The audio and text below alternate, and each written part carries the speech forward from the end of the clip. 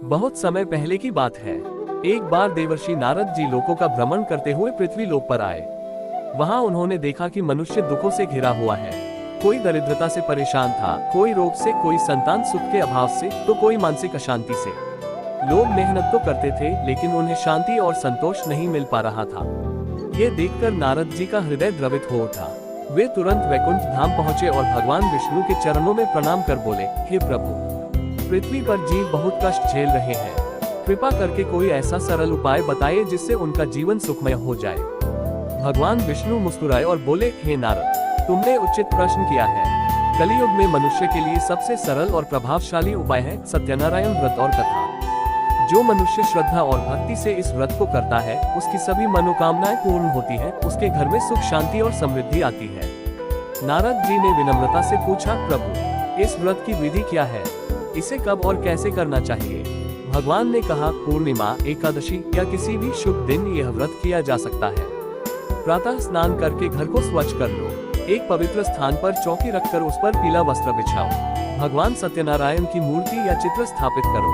पंचामृत, फल, प्रसाद और तुलसी दल अर्पित करो। कथा सुनो और अंत में आरती करो। जो यह व्रत सच्चे मन से करेगा, उसके जीवन से दुख दूर होंगे। इतना कहकर भगवान अंतर्ध्यान हो गए।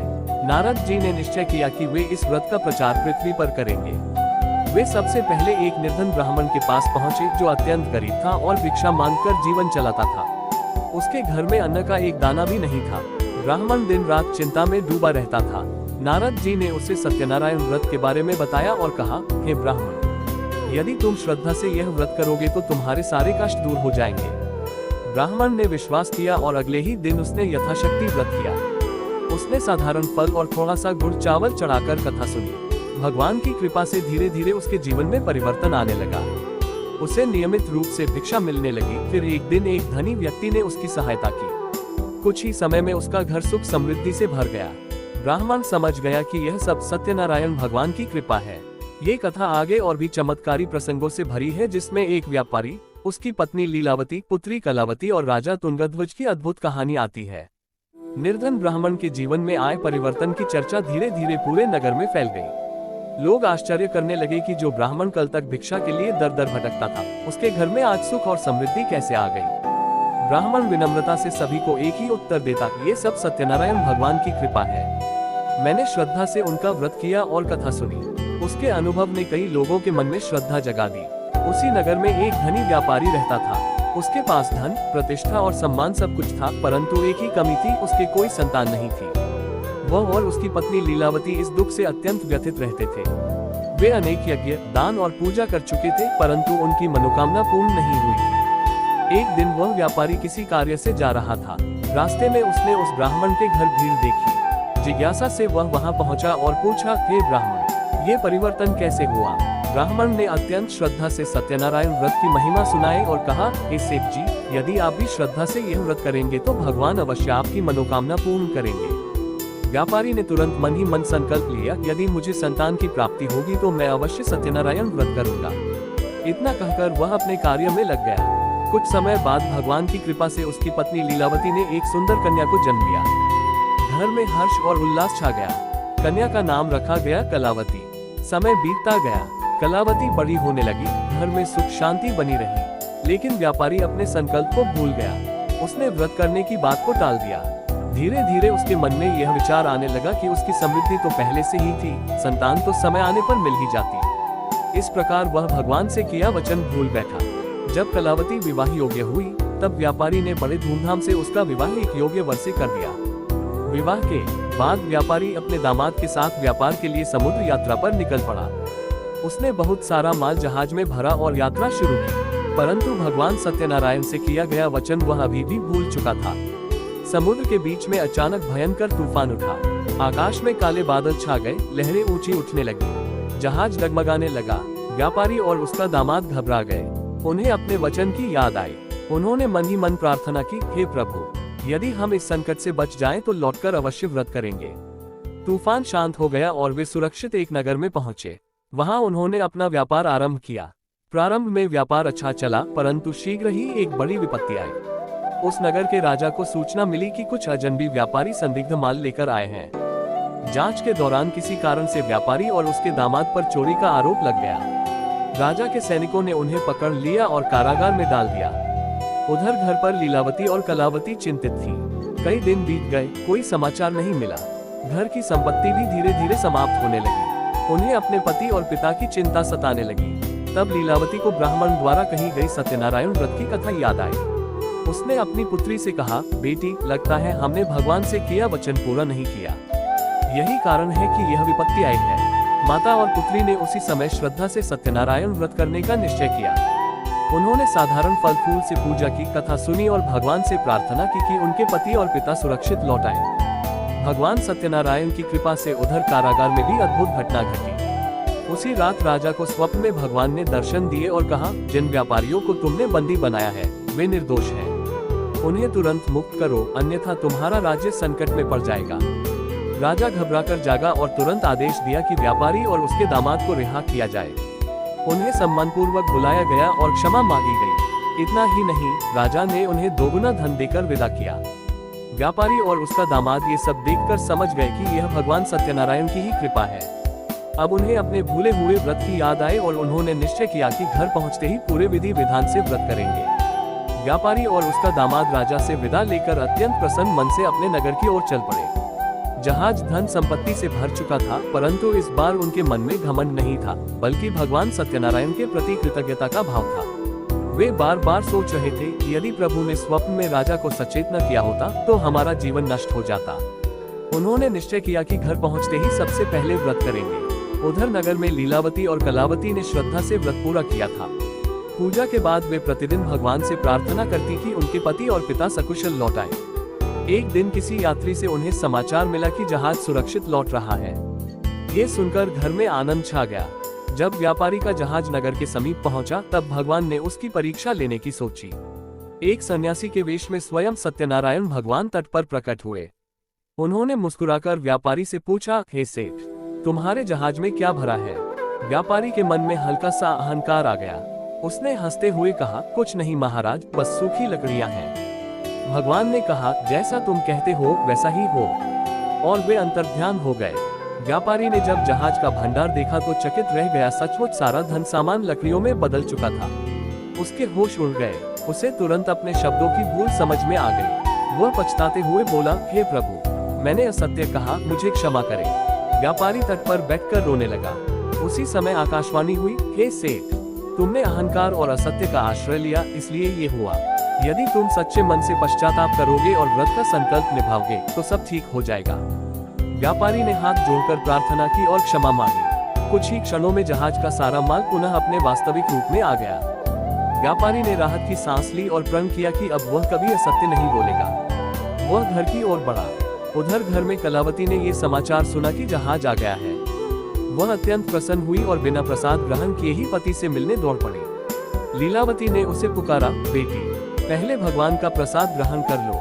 परंतु उत्साह में वह भूल गई। जैसे ही वह तट पर पहुंची, एक अद्भुत घटना घटी। उसका पति अदृश्य हो गया। वह रोने लगी और विलाप करने लगी, हे भगवान, ये कैसी लीला है।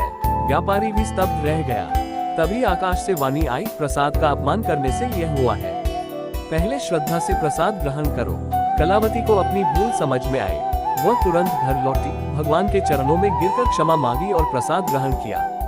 जैसे ही उसने श्रद्धा से प्रसाद खाया, उसका पति पुनः प्रकट हो गया। पूरा परिवार आनंद से भर उठा। अब सभी को ये स्पष्ट हो गया कि सत्यनारायण भगवान की कृपा से ही सब संकट दूर हुए हैं। घर लौटकर व्यापारी ने पूरे विधि विधान से भव्य व्रत और कथा का आयोजन किया। नगर के सभी लोगों को आमंत्रित किया गया। कथा सुनते समय व्यापारी ने अपने अनुभव साझा किए और सबको सत्य और वचन पालन का महत्व बताया। इस प्रकार व्यापारी का जीवन सुख समृद्धि से भर गया। उसकी पुत्री और दामाद भी सुखपूर्वक रहने लगे। सत्यनारायण भगवान की महिमा चारों ओर फैल गई। लेकिन कथा अभी समाप्त नहीं होती। अब आगे आती है राजा तुंगध्वज की कथा, जिसने अहंकार में आकर भगवान का अपमान किया और उसका परिणाम भुगता। व्यापारी की कथा सुनकर नगर नगर में सत्यनारायण भगवान की महिमा फैल गई। लोग श्रद्धा और विश्वास से व्रत करने लगे। उसी समय एक अन्य राज्य में एक प्रतापी राजा राज्य करता था। उसका नाम था तुंगध्वज। वह पराक्रमी, धनवान और प्रभावशाली था, परंतु उसके मन में अहंकार भी कम न था। उसे अपनी शक्ति और वैभव पर बहुत गर्व था। एक दिन राजा तुंगध्वज शिकार खेलने के लिए वन में गया। थकान होने पर वह एक वृक्ष के नीचे विश्राम करने लगा।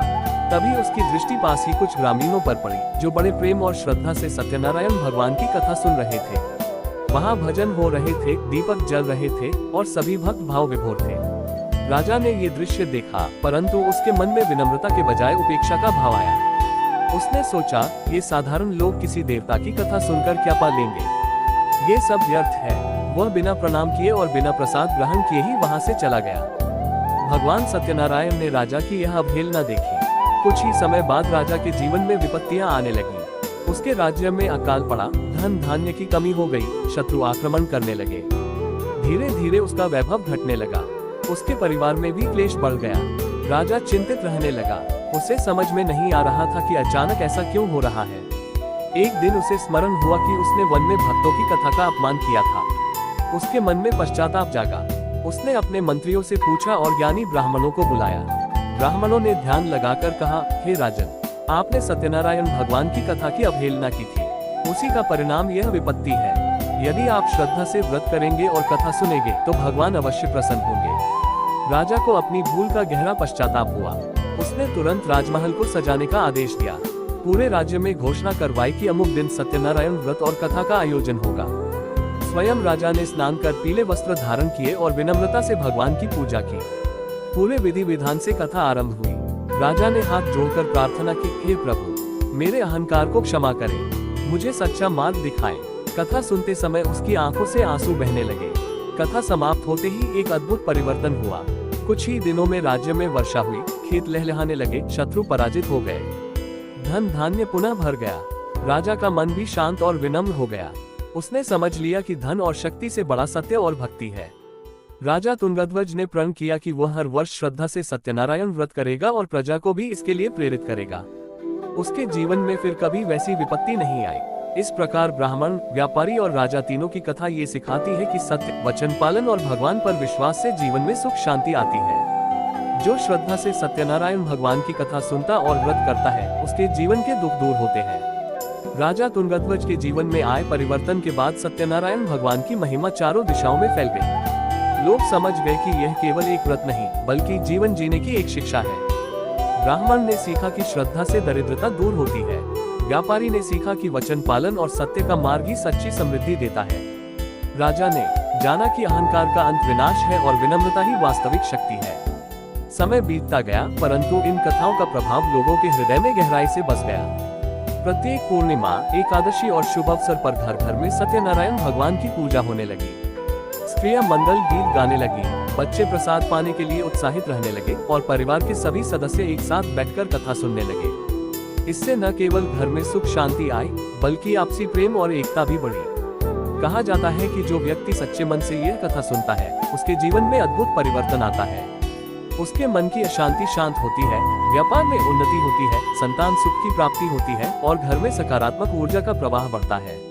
ये कथा हमें ये भी सिखाती है कि भगवान केवल बड़े यज्ञों या दानों से नहीं, बल्कि सच्चे हृदय और सरल भक्ति से प्रसन्न होते हैं। सत्यनारायण भगवान की यह लीला हमें बार बार स्मरण कराती है कि जीवन में चाहे कितनी भी कठिनाइयां आए, यदि हम सत्य का साथ नहीं छोड़ते और अपने वचन का पालन करते हैं, तो अंततः विजय हमारी ही होती है। भगवान कभी भी अपने भक्त को निराश नहीं करते। कभी वे परीक्षा लेते हैं, कभी संकेत देते हैं, पर अंत में कृपा अवश्य करते हैं। आज भी जब कोई भक्त श्रद्धा से यह व्रत करता है, तो वह केवल कथा नहीं सुनता, बल्कि अपने जीवन में सत्य, संयम और विश्वास को अपनाने का संकल्प भी लेता है। प्रसाद का एक छोटा सा कौर भी हमें ये याद दिलाता है कि ईश्वर का आशीर्वाद हमारे साथ है। अतः ये श्रद्धालु जनों, यदि आपके जीवन में कोई संकट है, मन में कोई चिंता है या किसी मनोकामना की पूर्ति चाहते हैं, तो श्रद्धा और विश्वास से सत्यनारायण भगवान का व्रत कीजिए, कथा सुनिए और प्रसाद ग्रहण कीजिए। निश्चय ही आपके जीवन में भी सुख शांति और समृद्धि का प्रकाश फैलेगा। समय के साथ सत्यनारायण भगवान की यह कथा केवल एक धार्मिक अनुष्ठान नहीं रही, बल्कि जीवन का मार्गदर्शन बन गई। ऋषि मुनियों ने कहा है कि सत्य ही नारायण का स्वरूप है। जब मनुष्य सत्य का पालन करता है, तो वह स्वयं भगवान के निकट पहुंच जाता है। इस व्रत का वास्तविक अर्थ केवल पूजा पाठ नहीं, बल्कि अपने जीवन को सत्य, संयम और कृतज्ञता से भर देना है। देवर्षि नारद जी ने जब यह व्रत पृथ्वी पर प्रचारित किया, तब उनका उद्देश्य यही था कि कलयुग में भटके हुए मानव को सरल मार्ग मिल सके। आज के समय में मनुष्य दौड़ भाग में इतना व्यस्त है कि उसे शांति नहीं मिलती। धन है, साधन है, परंतु संतोष नहीं है। सत्यनारायण व्रत हमें याद दिलाता है कि सच्चा सुख बाहरी वस्तुओं में नहीं, बल्कि ईश्वर में विश्वास और सत्यनिष्ठ जीवन में है। इस कथा के हर पात्र में एक गहरा संदेश छिपा है। निर्धन ब्राह्मण हमें सिखाता है कि परिस्थिति चाहे कितनी भी कठिन हो, यदि श्रद्धा अडिग है तो भगवान कृपा अवश्य करते हैं। व्यापारी हमें सिखाता है कि वचन पालन और सत्य बोलना कितना आवश्यक है। एक छोटी सी असत्य बात भी बड़े संकट का कारण बन सकती है। राजा तुंगध्वज की कथा बताती है कि अहंकार मनुष्य को पतन की ओर ले जाता है, जबकि विनम्रता उसे ऊंचा उठाती है। जब परिवार एक साथ बैठकर कथा सुनता है तो वह केवल धार्मिक कर्मकांड नहीं करता, बल्कि आपसी प्रेम और सामूहिक विश्वास को मजबूत करता है। बच्चों के मन में संस्कार पड़ते हैं, बड़ों के मन में शांति आती है और घर का वातावरण सकारात्मक बनता है। यही इस व्रत का सबसे बड़ा चमत्कार है, परिवार में एकता और सद्भाव। कहा जाता है कि जो भक्त प्रसाद को श्रद्धा से ग्रहण करता है, उसके जीवन में कभी अभाव नहीं रहता। प्रसाद केवल भोजन नहीं, बल्कि ईश्वर की कृपा का प्रतीक है। कलावती की घटना हमें ये सिखाती है कि भगवान के दिए हुए आशीर्वाद का सम्मान करना चाहिए। छोटी सी भूल भी हमें सावधान करती है कि हम अपने धर्म और कर्तव्य को न भूलें। अंततः सत्यनारायण भगवान की कथा हमें ये प्रेरणा देती है कि जीवन में चाहे कितनी भी परीक्षा आए, हम सत्य का मार्ग न छोड़ें। भगवान कभी अपने भक्त को अकेला नहीं छोड़ते। कभी वे परीक्षा लेकर हमें मजबूत बनाते हैं, तो कभी कृपा करके हमारे जीवन में प्रकाश भर देते हैं। जब जब धरती पर मनुष्य सत्य से भटकता है, तब तब भगवान किसी न किसी रूप में उसे मार्ग दिखाते हैं। सत्यनारायण भगवान की यह पावन कथा केवल प्राचीन समय की घटना नहीं है, बल्कि आज भी उतनी ही प्रभावशाली और चमत्कारी है। अंतर केवल इतना है कि पहले लोग वन में बैठकर कथा सुनते थे और आज घर घर, मंदिरों और डिजिटल माध्यमों से भगवान का नाम लिया जाता है। परंतु भगवान की कृपा आज भी उतनी ही अटल है। कहते हैं कि जो व्यक्ति इस कथा को श्रद्धा से सुनता है, उसके जीवन में अदृश्य रूप से सकारात्मक परिवर्तन प्रारंभ हो जाते हैं।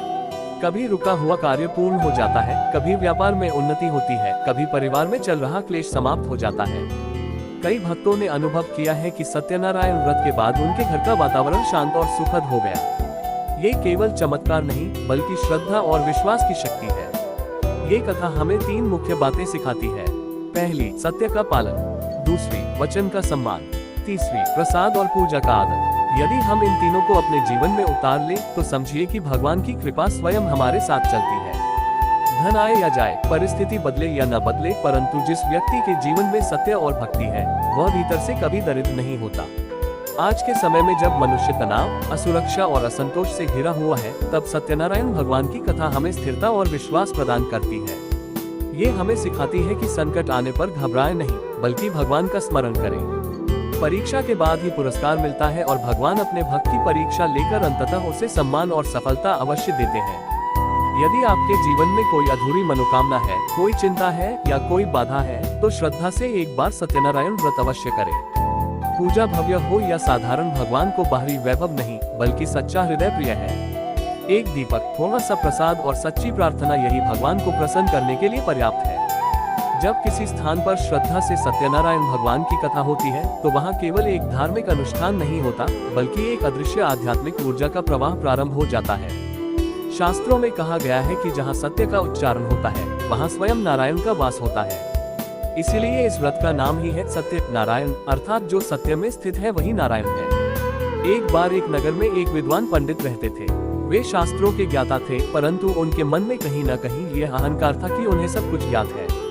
एक दिन उनके शिष्य ने विनम्रता से कहा, गुरुदेव, हम सत्यनारायण व्रत करें। पंडित ने पहले इसे साधारण अनुष्ठान समझकर टाल दिया, परंतु उसी रात उन्हें स्वप्न में एक तेजस्वी प्रकाश दिखाई दिया और एक दिव्य स्वर सुनाई दिया, ज्ञान का गर्व भी अज्ञान है जब तक उसमें भक्ति न हो। सुबह उठकर पंडित का मन बदल चुका था। उन्होंने स्वयं श्रद्धा से व्रत का आयोजन किया। कथा सुनते समय उनकी आंखों से आंसू बह निकले। उन्हें अनुभव हुआ कि केवल शास्त्र पढ़ना पर्याप्त नहीं, बल्कि जीवन में सत्य और भक्ति को उतारना आवश्यक है। उस दिन से उनका स्वभाव और भी विनम्र और मधुर हो गया। कथा का एक और प्रसंग ये बताता है कि एक बार एक युवक व्यापार में असफल होकर निराश हो गया। उसने जीवन से आशा लगभग छोड़ दी थी। उसकी माता ने उसे समझाया और सत्यनारायण व्रत करने को कहा। अनमने मन से ही सही, पर युवक कथा में बैठा। कथा के दौरान जब व्यापारी की परीक्षा और पुनः कृपा का प्रसंग आया, तो उसके हृदय में आशा की एक किरण जागी। उसने सोचा, यदि भगवान व्यापारी को संकट से निकाल सकते हैं तो मुझे भी मार्ग दिखा सकते हैं। धीरे धीरे उसका आत्मविश्वास लौटा। उसने परिश्रम और सत्य के मार्ग को अपनाया। कुछ समय में उसका व्यापार फिर से चल पड़ा। उसने समझ लिया कि भगवान केवल बाहर से नहीं, भीतर से भी शक्ति देते हैं। यही इस कथा का गूढ़ संदेश है। जब मन टूटने लगे तब ईश्वर पर विश्वास उसे फिर से जोड़ देता है। सत्यनारायण व्रत का एक और विशेष महत्व है, ये सामूहिकता का पर्व है।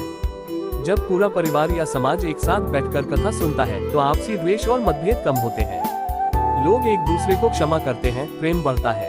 यही कारण है कि इस व्रत को सुख शांति का व्रत भी कहा जाता है। कथा का हर पात्र हमें आईना दिखाता है।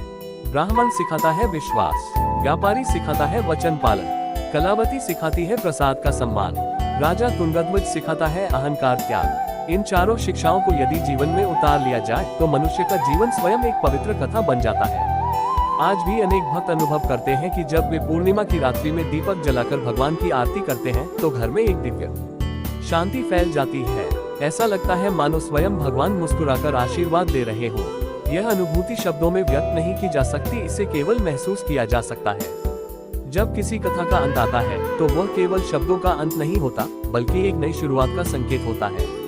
सत्यनारायण भगवान की यह पावन कथा भी हमें अंत में यही संदेश देती है कि जीवन स्वयं एक व्रत है, सत्य का व्रत, विश्वास का व्रत और कृतज्ञता का व्रत। कल्पना कीजिए, पूर्णिमा की शांत रात है।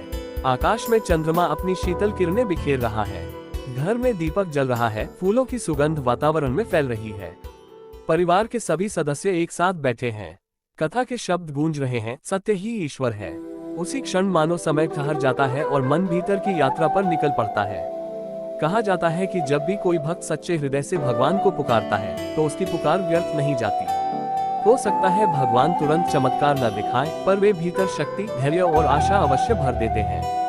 कई बार सबसे बड़ा चमत्कार यही होता है कि हम कठिन परिस्थितियों में भी टूटते नहीं, बल्कि और मजबूत होकर उभरते हैं। सत्यनारायण भगवान की कथा हमें ये भी सिखाती है कि जीवन में संकट आना स्वाभाविक है।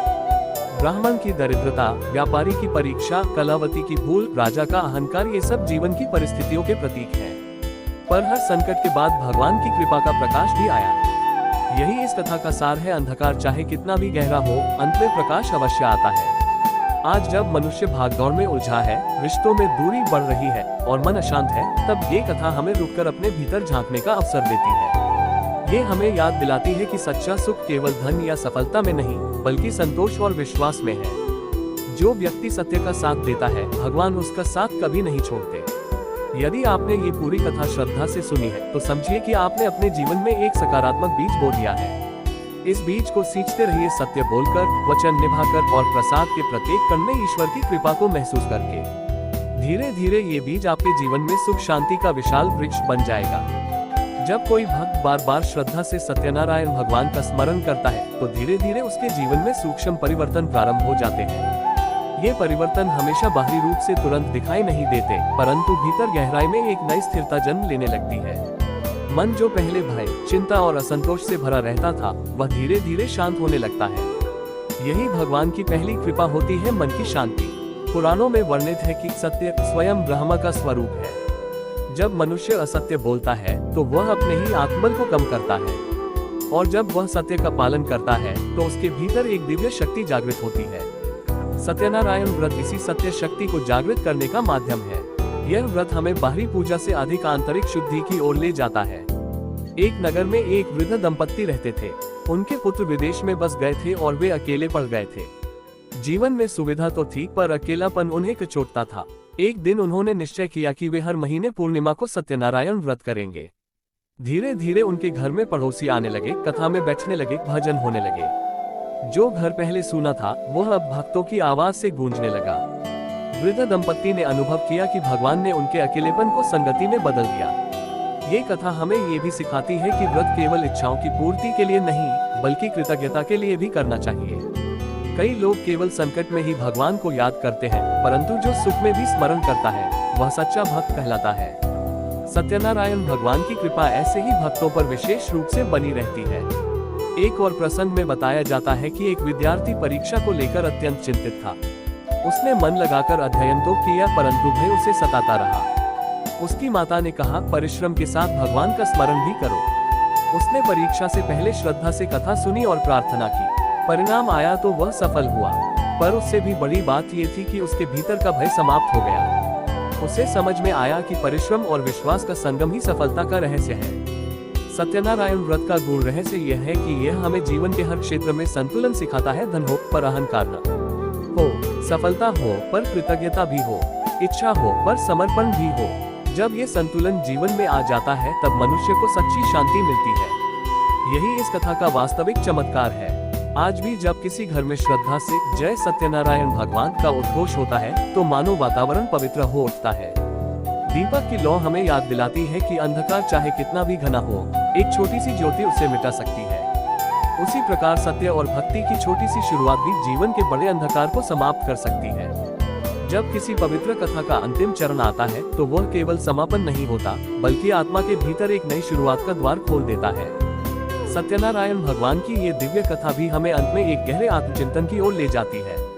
अब तक हमने ब्राह्मण की श्रद्धा, व्यापारी की परीक्षा, कलावती की भूल, राजा तुंगध्वज का अहंकार और अनेक भक्तों के अनुभव सुने, पर इन सभी घटनाओं का वास्तविक अर्थ क्या है, यही इस अंतिम विस्तार का विषय है। सत्यनारायण व्रत का मूल तत्व सत्य है। सत्य केवल शब्दों का नहीं, बल्कि विचारों, कर्मों और संकल्पों का भी होता है। जब मनुष्य अपने जीवन में सत्य को आधार बना लेता है, तब धीरे धीरे उसके भीतर एक दिव्य प्रकाश फैलने लगता है। ये प्रकाश उसे सही और गलत में अंतर करने की शक्ति देता है। यही कारण है कि इस व्रत को करने वाला व्यक्ति केवल बाहरी लाभ ही नहीं, बल्कि आंतरिक शांति भी प्राप्त करता है। कई भक्तों ने यह अनुभव किया है कि जब वे पूरे मन से कथा सुनते हैं तो उनकी आंखें अनायास नम हो जाती हैं। ये केवल भावुकता नहीं, बल्कि आत्मा का स्पर्श है। जब कथा में व्यापारी संकट में पड़ता है और फिर भगवान की कृपा से मुक्त होता है, तो हमें ये संदेश मिलता है कि जीवन में संकट स्थायी नहीं होते। जब कलावती प्रसाद का अपमान करती है और फिर पश्चाताप करती है, तो ये सिखाता है कि छोटी सी असावधानी भी हमें सावधान करने के लिए पर्याप्त है। जब राजा तुंगध्वज अहंकार त्यागता है, तो ये दिखाता है कि शक्ति से अधिक महत्वपूर्ण विनम्रता है। आज के युग में मनुष्य के पास साधन बहुत है, पर संतोष कम है। प्रतिस्पर्धा, तनाव और असुरक्षा ने मन को बेचैन कर दिया है। ऐसे समय में सत्यनारायण भगवान की कथा हमें धीमे चलने और अपने भीतर झांकने की प्रेरणा देती है। ये सिखाती है कि यदि हम हर दिन थोड़ा सा समय ईश्वर के स्मरण में दें, तो हमारा मन स्थिर और संतुलित हो सकता है। व्रत का एक और गहरा अर्थ है संकल्प। जब हम व्रत करते हैं तो हम केवल पूजा नहीं करते, बल्कि यह संकल्प लेते हैं कि हम अपने जीवन में सत्य और धर्म का पालन करेंगे। यही संकल्प धीरे धीरे हमारे व्यक्तित्व को बदल देता है। कई लोग बताते हैं कि नियमित व्रत के बाद उनका स्वभाव शांत हो गया, क्रोध कम हो गया और रिश्तों में मधुरता आ गई। यही वास्तविक चमत्कार है। सत्यनारायण भगवान की कृपा केवल भौतिक उन्नति तक सीमित नहीं है। कई बार वह हमें सही दिशा दिखाने के रूप में प्रकट होती है। जब हम उलझनों में फंस जाते हैं और मार्ग स्पष्ट नहीं दिखता, तब अचानक कोई समाधान सामने आ जाता है। यह उसी कृपा का संकेत है।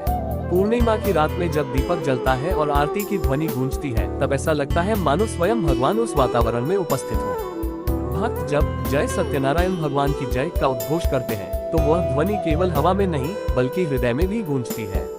उसी क्षण मन को एक अद्भुत हल्कापन और विश्वास का अनुभव होता है। अतः ये श्रद्धालु जन, यदि आपने इस कथा को अंत तक सुना है, तो इसे केवल शब्दों तक सीमित न रखें। इसे अपने जीवन में उतारें। सत्य बोले, वचन निभाएं, प्रसाद का सम्मान करें और हर परिस्थिति में भगवान का स्मरण करें। यही इस कथा की पूर्णाहुति है। जब भक्ति अपने परिपक्व चरण में पहुंचती है, तब वह केवल इच्छा पूर्ति का साधन नहीं रहती, बल्कि आत्मसमर्पण का मार्ग बन जाती है। सत्यनारायण भगवान की कथा के इस विस्तार में हम समझते हैं कि भगवान की कृपा केवल चमत्कारों में नहीं, बल्कि हमारे कर्मों के परिणाम को संतुलित करने में भी प्रकट होती है। शास्त्रों में कहा गया है कि मनुष्य अपने कर्मों का निर्माता है, परंतु जब वह कर्म करते हुए भगवान का स्मरण करता है, तो वही कर्म पूजा बन जाते हैं। सत्यनारायण व्रत हमें यही सिखाता है कि जीवन का प्रत्येक कार्य, चाहे वह व्यापार हो, खेती हो, पढ़ाई हो या गृहस्थ जीवन, यदि सत्य और श्रद्धा से किया जाए, तो उसमें ईश्वर की शक्ति जुड़ जाती है। एक गांव में एक युवक था जो अपने पिता से नाराज होकर घर छोड़ गया था। वर्षों तक वह बाहर भटकता रहा, पर उसे संतोष नहीं मिला। एक दिन संयोग से वह एक घर में पहुंचा जहां सत्यनारायण भगवान की कथा हो रही थी। वह चुपचाप पीछे बैठ गया। कथा में जब वचन पालन और परिवार की एकता का महत्व बताया गया, तो उसका हृदय पिघल गया। उसे अपने पिता की याद आई। कथा समाप्त होते ही उसने निर्णय लिया कि वह घर लौटेगा। जब वह वापस पहुंचा तो उसके पिता ने उसे गले लगा लिया। वर्षों का मनमुटाव समाप्त हो गया। उस युवक ने अनुभव किया कि भगवान ने उसके जीवन का सबसे बड़ा संकट, अहंकार और दूरी समाप्त कर दिया। यही सत्यनारायण भगवान का वास्तविक चमत्कार है, टूटे रिश्तों को जोड़ देना। इस व्रत का एक और गूढ़ संदेश है कृतज्ञता। जब हमें सफलता मिलती है तो हम अक्सर उसका श्रेय केवल अपने परिश्रम को देते हैं, परंतु सत्यनारायण कथा सिखाती है कि हर सफलता के पीछे ईश्वर की अदृश्य कृपा भी होती है। इसलिए हर उपलब्धि के बाद भगवान को धन्यवाद देना चाहिए। यही कृतज्ञता जीवन को और भी समृद्ध बनाती है। कथा के प्रसंगों में बार बार ये दिखाई देता है कि भगवान पहले परीक्षा लेते हैं, फिर कृपा बरसाते हैं। ये परीक्षा हमें कमजोर करने के लिए नहीं, बल्कि मजबूत बनाने के लिए होती है। जैसे सोना अग्नि में तपकर अधिक चमकता है, वैसे ही भक्त संकटों में तपकर अधिक परिपक्व हो जाता है। आज के समय में जब लोग त्वरित परिणाम चाहते हैं, तब ये कथा हमें धैर्य सिखाती है। ये बताती है कि सच्ची सफलता धीरे धीरे पर स्थायी रूप से मिलती है। यदि हम सत्य का मार्ग अपनाते हैं तो भले ही देर लगे, पर अंततः विजय निश्चित होती है। पूर्णिमा की उजली रात में जब भक्त दीपक जलाकर भगवान की आरती करते हैं तो वह केवल एक परंपरा नहीं होती, बल्कि आत्मसमर्पण का प्रतीक होती है। वह दीपक ये कहता है, हे प्रभु, जैसे ये लौ अंधकार मिटा रही है, वैसे ही हमारे जीवन के अज्ञान को भी दूर करें। जब भक्ति अपने शिखर पर पहुंचती है, तब भक्त और भगवान के बीच की दूरी समाप्त हो जाती है। सत्यनारायण भगवान की कथा के इस भाग में हम उस दिव्य अनुभव को समझते हैं, जहां मनुष्य केवल वरदान नहीं मांगता, बल्कि स्वयं को प्रभु के चरणों में अर्पित कर देता है। एक समय की बात है, एक नगर में एक वृद्ध दंपति रहता था। जीवन भर उन्होंने परिश्रम किया, अपने बच्चों को शिक्षित किया, परिवार को संभाला, पर बुढ़ापे में वे अकेले पड़ गए। बच्चे अपने अपने जीवन में व्यस्त हो गए। मन में खालीपन और उपेक्षा का भाव बढ़ने लगा। एक दिन पड़ोस में सत्यनारायण भगवान की कथा का आयोजन था। वृद्ध दंपति भी वहां गए। कथा में जब ये कहा गया कि भगवान हर उस हृदय में वास करते हैं जो उन्हें सच्चे मन से पुकारता है, तो उनकी आंखों से आंसू बहने लगे। उन्होंने मन ही मन संकल्प लिया कि वे प्रत्येक पूर्णिमा को सत्यनारायण व्रत करेंगे। धीरे धीरे उनके जीवन में परिवर्तन आने लगा। पहले जो घर सूना लगता था, अब वही घर भक्ति के गीतों से गूंजने लगा। पड़ोसी आने लगे, सत्संग होने लगा। बच्चों का भी हृदय परिवर्तित हुआ। वे माता पिता के पास अधिक समय बिताने लगे। वृद्ध दंपति ने समझ लिया कि भगवान ने उनकी सुन ली है। पर यह चमत्कार केवल बाहरी नहीं था। सबसे बड़ा परिवर्तन उनके भीतर हुआ। अब उन्हें अकेलापन नहीं लगता था, क्योंकि उन्हें अनुभव होने लगा कि सत्यनारायण भगवान स्वयं उनके साथ हैं।